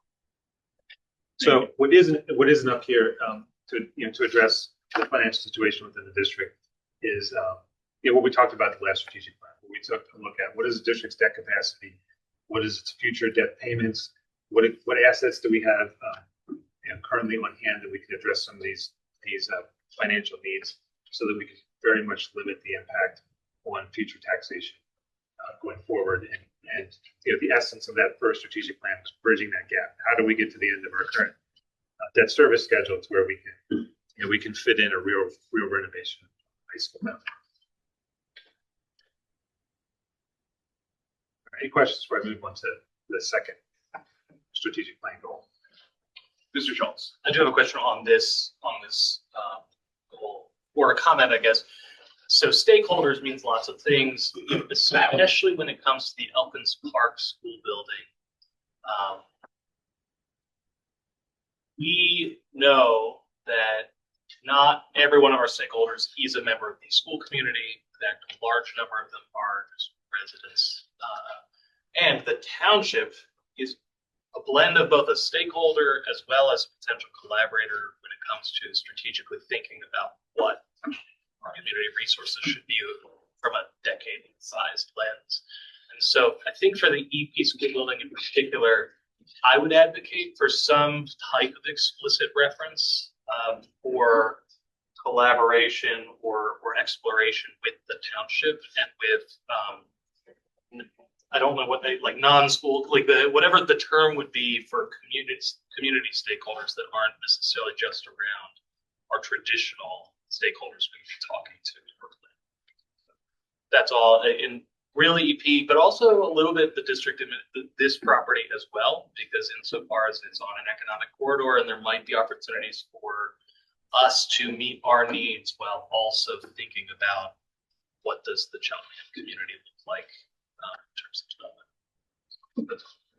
Thank you, Mr. Schultz. I view stakeholders in the lens of students, families, township, business entities. Makes sense. Everyone with a stake within the township. And I view information gathering as what does an appraisal look like on these properties? What does construction cost? What does renovation cost? Everything on the table. having the information to really make an informed decision. Other board comments or questions about this section?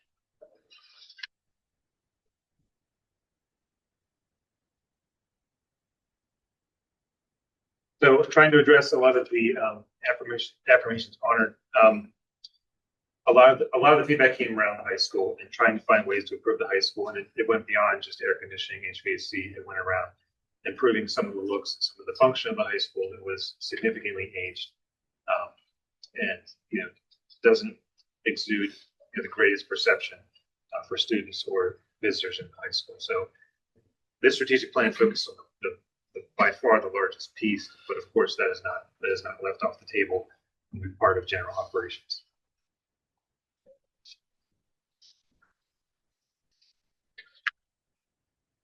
All right, moving on to the second strategic plan.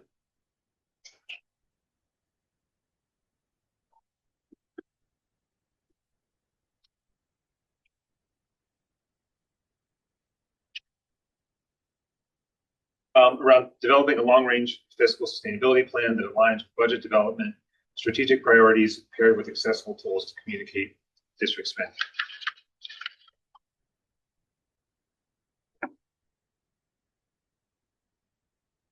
So I perceive this as developing a plan that tells a story, that incorporates all of the other strategic plan goals that we talked about tonight, that shows what our district spending, how our district spending relates to all the other items we're trying to achieve, and drawing that out in our financial reporting. On two, building multiple accessible methods of communicating how district money is spent, and again, including plain language summaries. So finding a more summarized way or a more aggressive way of communicating exactly what's happening in the district. I myself love my accounting reports. I think they're fantastic. I think they're in perfect format. But I understand that I'm just one opinion in the room.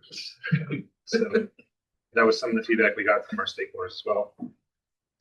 Three is investigating district's available resources. That was something we did in the last strategic plan. But I think the important part of this is taking those resources and now we're 5 years down the road. How have they changed, and how do we ground those resources in a very accurate baseline, so that whatever this as part of the strategic plan, we're able to make informed decisions, and not lose focus on what our means are and living within our means. And last, establishing indicators that track fiscal health. And I hear this from the board as well, and stakeholder experience and transparency. How do we continue to, again, tell the story, what we're accomplishing? How do we celebrate those achievements, the things that we're accomplishing with the money, with taxpayer money that's spent, and how are those decisions intelligent? How do they benefit the community now and in the future? One example, I brought up during some of the stakeholder engagement was, we invested in an athletic field. We talk about how we have a future need to renovate the high school, and by investing money in a part of that site, we've already offset the cost of stormwater management, infrastructure, and a cost that down the road the district would have to incur in ever increasingly difficult times to complete district construction of that magnitude. So some of those hidden things, some of the hidden things we're trying to achieve, celebrating that.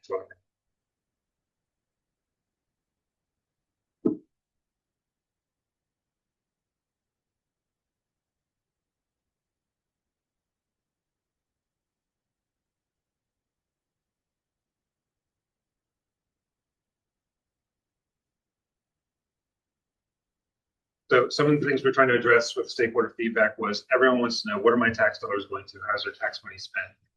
So as we talked about with this goal, trying to find better ways and more than just in the finance meeting, different methods to communicate that information.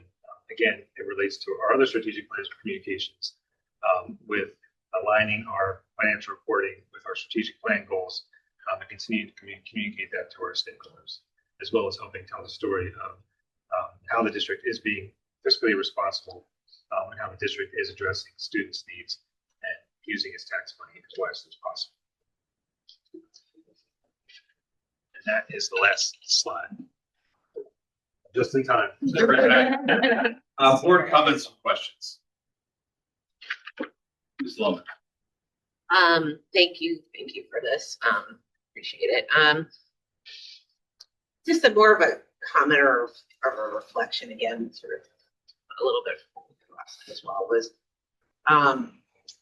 this might tie into some of the communication piece of things and also the kind of parental engagement. Just an overall understanding of what is in our budget. What's the makeup of our budget and sort of how our schools finance in Pennsylvania. I think that there's sort of a baseline. It's complicated, right? You know, if you tried to make something complicated, it would probably not be that complicated. So it's complicated, and I think that what a lot of people don't realize, if they came to your presentations, they would know this, but is that the majority, the overwhelming majority of our budget are set costs, contractual set costs, and that there is like not a whole lot of other space left in the budget for other things. And so I think that the recognition of just what is in our budget and why is it there and how does it get there? And it is something, you know, if we do ultimately have a parent university or something along those lines, or even if we don't, I think it's something worth having like a public presentation on, just like understanding the budget. You know, understanding the budget, what's there, why it's there, you know, how it's funded every year. Or not. Yeah, PA public school budget. Thank you, Ms. Loman. Mr. Epps.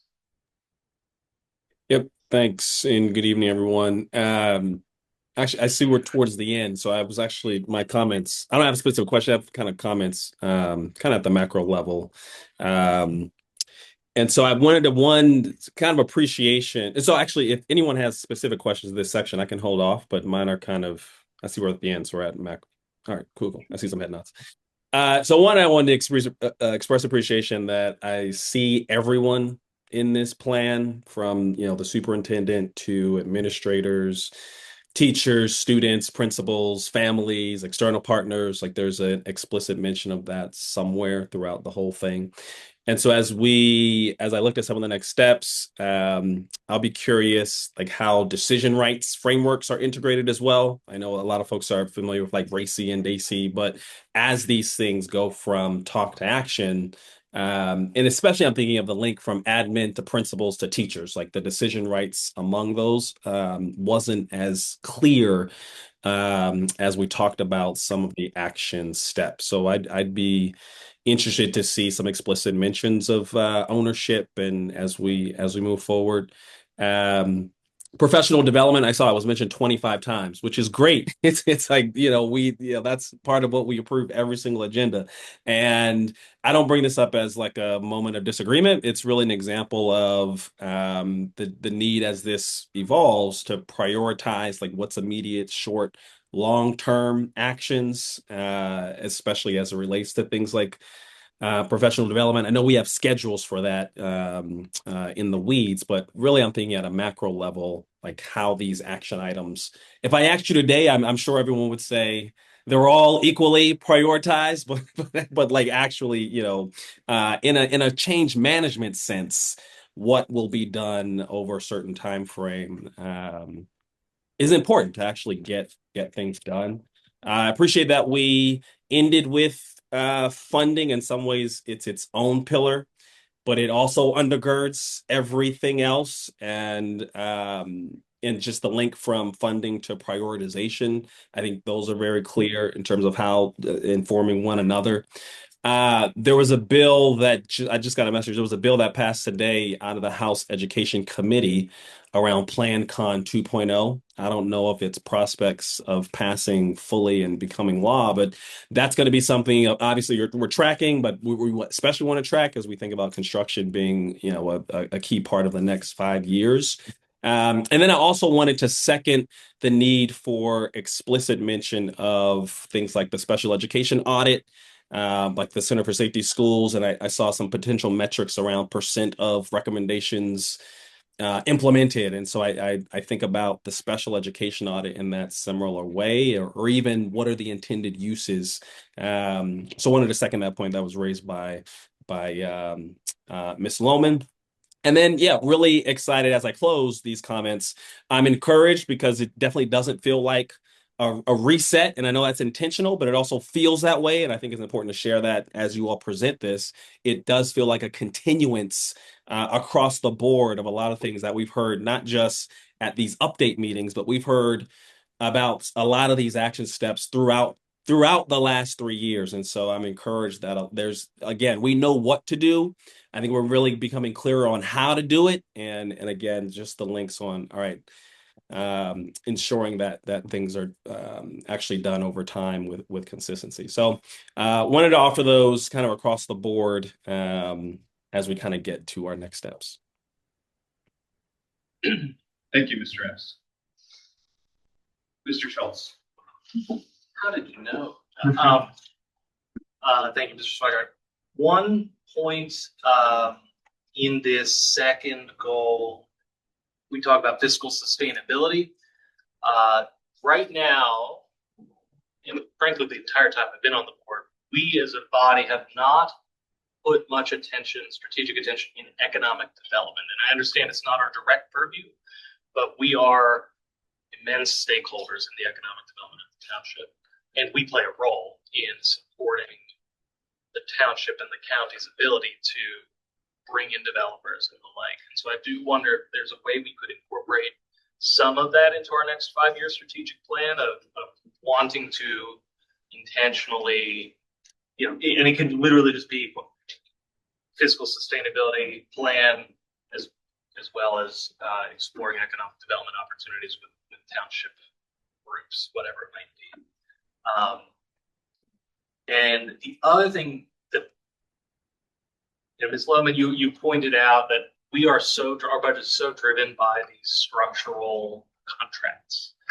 And I know we will always have goals, like year-to-year goals that are oriented in whatever the contract that's being negotiated that year, but maybe having some allusion to the fact that our financial sustainability plan has to help drive our approach to contract negotiations.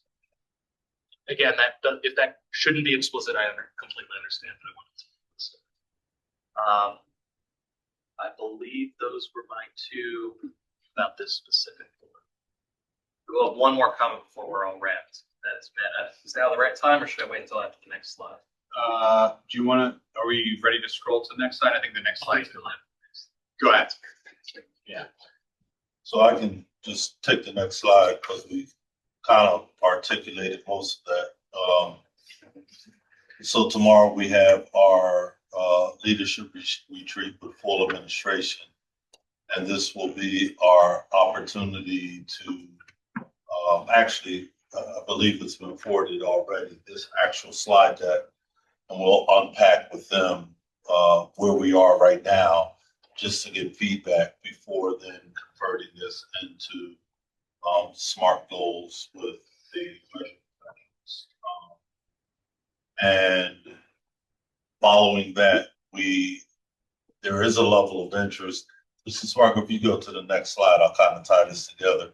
I mean, you can see that it was a very healthy group of stakeholders that participated in this.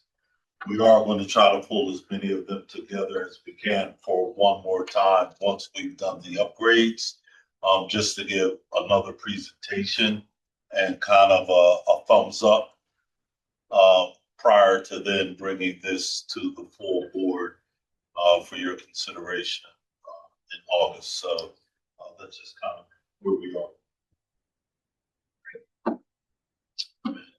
Mr. Schultz, you have a I just wanted to acknowledge the role of this document and the unique for this community in the past 2 decades opportunity we have, which is that we have a superintendent that is going to be here for 10 years total. So this strategic plan is a capstone of your tenure, Dr. Scriven, but also reflects the wisdom and experience you have gained about what our actual needs are. And so to that end, I want to just flag that like this is an amazing list. And I also hope that in that meeting tomorrow, you and the administration feels empowered to, whether it's add or massage goals based on your expertise and observation of what our district needs to push us from where we are today to where we want to be. And if there's anything missing from this, maybe some ideas that came around this table, not this but if there's anything that needs to be added, not just the action plans, I hope there's also for goal refinement as well. But I'm really excited to see this thing and all work to it to everyone around the table. Other comments and questions? Mr. Burdell. Thank you. I have two. First, noting the difference between the plans, and thank you, Zachary, for pointing some of these items out before I kind of divulge. First, I think going to the 5-year plan is, I think it says a lot, right? It says that we know that the things that we're talking about take multiple years to deliver. We have some firm ground from the 3-year strategic plan that we just completed that we can now project into like some deeper engagement across the board. So I think the messaging is important there. As one board member who was not involved in specific process for creating these pillars, but just more so reflecting on the information I've gathered from the discussion today and others. So that again, one comment. To go along with that, Mr. Epps also pointed this out as well, is one of the things that I want to impress upon the administration is a phrase that I've again just driven me in my own professional career, and I think it's very helpful. And it's ruthless prioritization. We have we have a 5-year strategic plan. A lot of what we saw on as a part of this strategic plan are things that we know we need in some shorter term, and just again want to encourage that there's ruthless prioritization for the things that we know we need now. Maybe they have long timelines, but it would be important to make sure we're starting them sooner rather than later, so it's not a land the plane, moment. It's more how we take off and how we sustain flight. And then just the last one was reflecting on a comment Dr. Scriven that she made at the very beginning of the presentation. It was quite subtle, but one that I've been looking to hear for maybe some time, and it is, talking about our diversity, equity, belonging, and inclusion, and returning back in some way to things. And I think acknowledging that, which may have been a subtle mention, but for someone like myself who's been on the board and watched our equity journey evolve from equity statement, equity policy, and all of the work that happened there, and cultural proficiency, et cetera. Then COVID interrupting a lot of that work in real time, but getting back to it, I think is critically important as one board member. So although it was a subtle mention about getting back, the district had a significant amount of traction, positive energy, and success with the direction that we were going in with our diversity, equity, belonging, and inclusion actions to that point. So I'm encouraged behind that, not just strategically, but overall to hear you say. And I just wanted to be a person to highlight that in the moment for what was a subtle one small mention, but to me is a very massive part of this, and it is obviously outlined in the plan or in what we see as a draft, as well as even in the vision. It's very obvious that these things are important. So I will be looking for that for us as a board as well, administration as well, because it is something that returning back is I believe critically important to our mission. So thank you to everyone who contributed, all of the folks on this list here, and for the folks explaining tonight. Thank you. Any other board comments and questions? Great. I have just a minute. I just want to do some framing for the board because we have work to do. In this, we heard a lot about the information that was provided throughout the strategic planning process and a plan coming soon, including SMART goals and actions.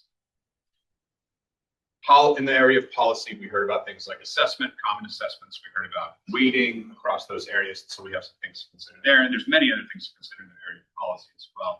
Curriculum, we're thinking about things like embedding environmental service learning, arts curriculum across our elementary and middle schools. We also heard about examining SEL curriculum, PBIS curriculum, a bunch of other different curricular things that we are ultimately going to be responsible for approving. Finally, budget is effort, which we heard in a couple of different ways throughout this work. And I think it's really important to us to be as transparent as possible, not just to the public, but also for ourselves, because when we think about the work, the money that we spend, our public's money, for the good of our students, we should really be thinking about how does that align ultimately with our values and with the strategic plan, which was thoughtfully created by the people we see here. And so I will be paying attention. I've categorized all of these areas into policy, curriculum, budget, or something else, whether we're responsible for them or not. And we'll be looking for the ways that the board can contribute to those areas. And so thank you all for your work on this. With that, I will entertain a motion to close. So moved. Second. All in favor? Aye. It is adjourned. So much.